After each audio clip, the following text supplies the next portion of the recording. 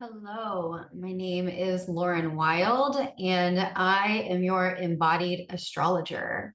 So, we're going to be talking about Neptune today, particularly Neptune retrograde.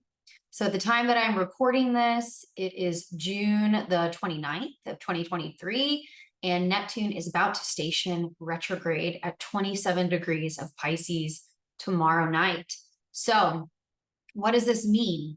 Well, first of all, it's important to understand that Neptune retrogrades every single year, just like the other planets that are beyond Chiron, which are Uranus and Neptune and Pluto. Almost all of the planets station retrograde yearly, except for the ones like Neptune and Mars. They have about a 2-year retrograde cycle. So let's talk a little bit about what Neptune represents in astrology, just at a baseline level, and what can come with this and how to prepare for it, right? So with Neptune, we have to understand Neptune is what we call the great dissolver.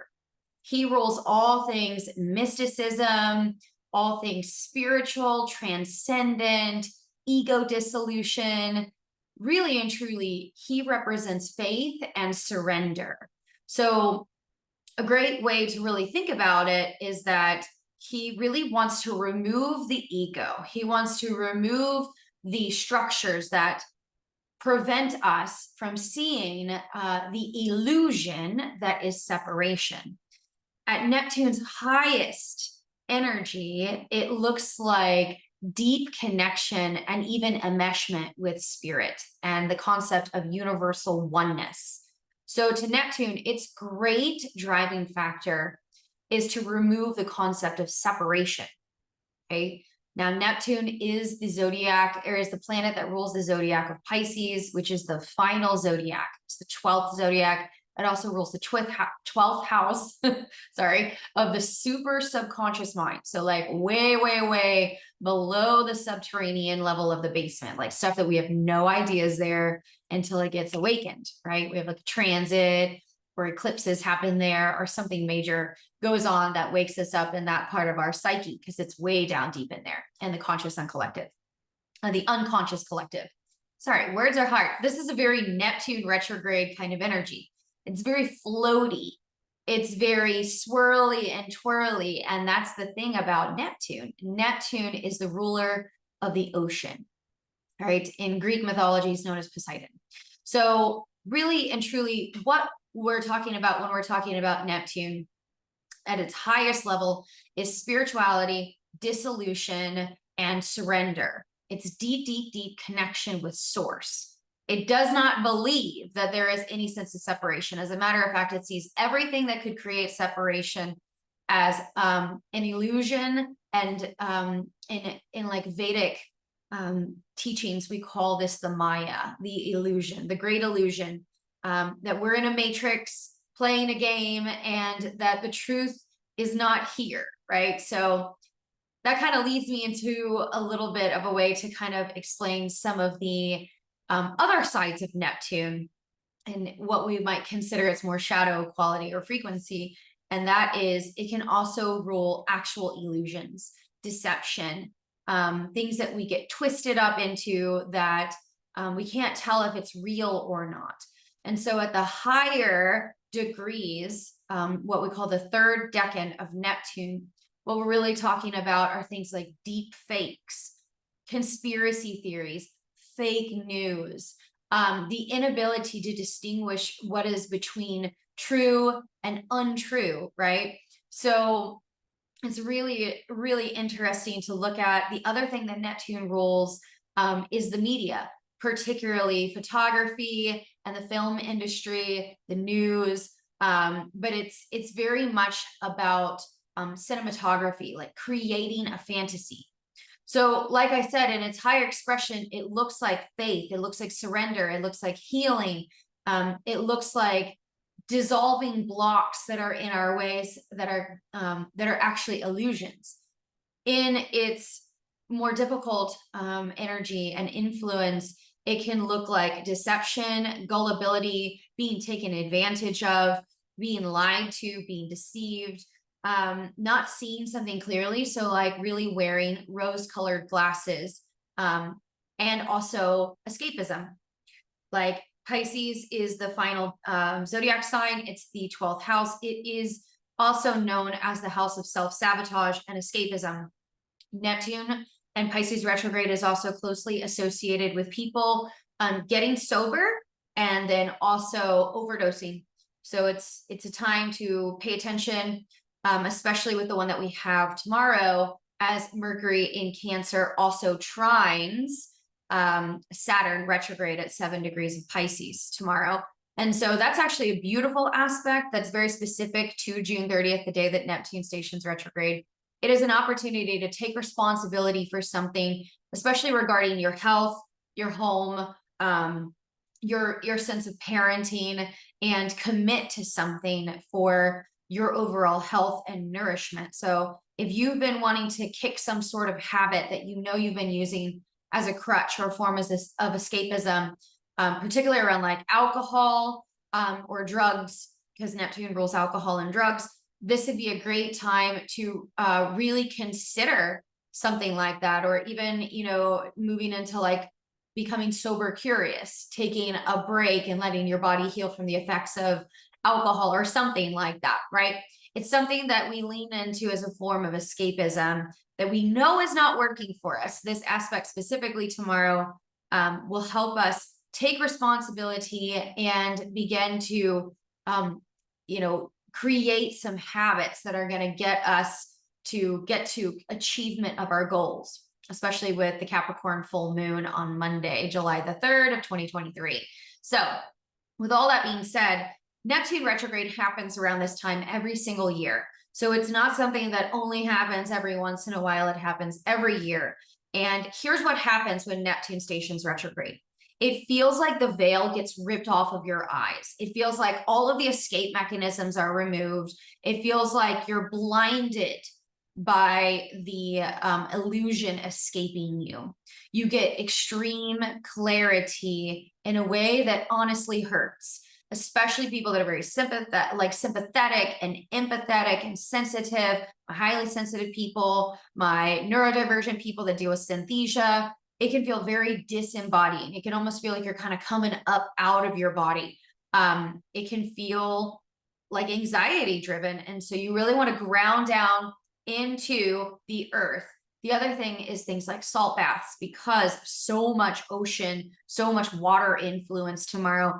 It can make us feel very emotional. It can make us feel very moody. And also it can wake us up. It can give us the weirdest dreams. So really pay attention to your dreams. If you're really lit at night and you cannot sleep, like so many of my clients, like I cannot sleep. I haven't been able to sleep either. That's Neptune retrograde.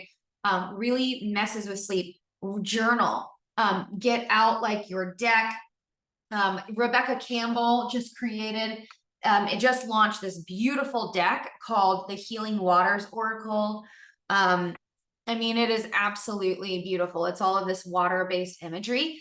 It's on Amazon. It's like less than $30. It's beautiful. You should support her. She's a great person.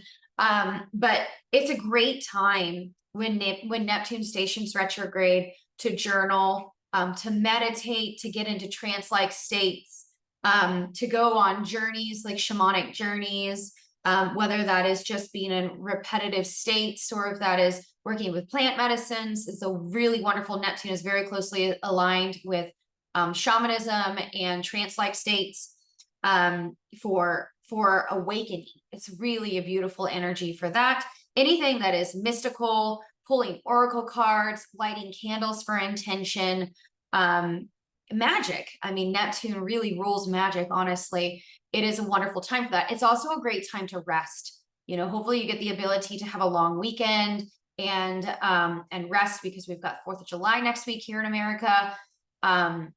Hopefully it gives you this ability to like lean into dreaming. And my question that I always ask, and I have Neptune in my first house. So I'm a very Uranian Neptunian kind of person, in the sense that the number one question I love to ask when it comes to Neptune is, what is dreaming through you, right? Like so often we think that we are the dreamer having the dream, but really and truly, we are just vessels here on earth and for spirit to move through us, for our ancestors to move through us, for our souls to move through us. And, you know, it's such an ego human thing to believe that we're always the dreamers. And so my question during this time is, what is dreaming through you? What water and emotion and intuition is starting to like rise up to the surface of your conscious mind?